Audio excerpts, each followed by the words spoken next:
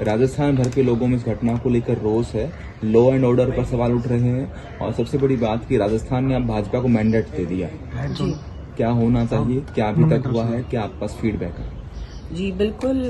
कल जो घटना हुई थी हमारे राष्ट्रीय करणी सेना के अध्यक्ष श्री सुखदेव जी गोगामेडी जी के साथ जो कल हुआ, उनकी हत्या हुई, उनके घर के अंदर घुसकर उनकी हत्या की गई जयपुर में, राजधानी में।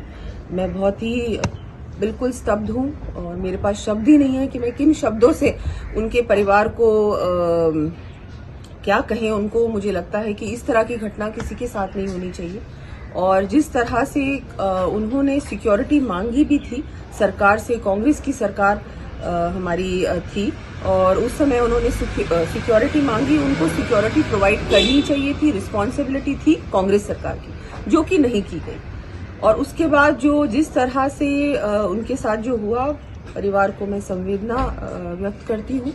और इस तरह की घटना जयपुर में होना, राजस्थान में होना, लेकिन ये भी कहना चाहूंगी एक आम बात हो चुकी है।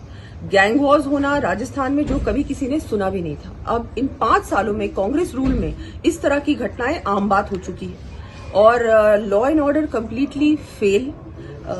जिस तरह से जिस व्यक्ति ने सिक्योरिटी मांगी आपसे, उनको लगातार थ्रेट्स मिली थी, उन्होंने एक इंटरव्यू में भी इस बात को कहा है, उसके बाद भी गवर्नमेंट ने सिक्योरिटी उनको नहीं प्रोवाइड की। इस तरह की ये रवैया जो कांग्रेस सरकार का रहा है, ये इतना ज्यादा निंदनीय है। उनको तो मुझे लगता है कि अब ये हो चुका, अब राजस्थान में ये हुआ, कल ये घटना हो गई, इसके बाद वो क्या कहेंगे, किस मुंह से वो लोग ऑपोजिशन में भी रह सकते हैं।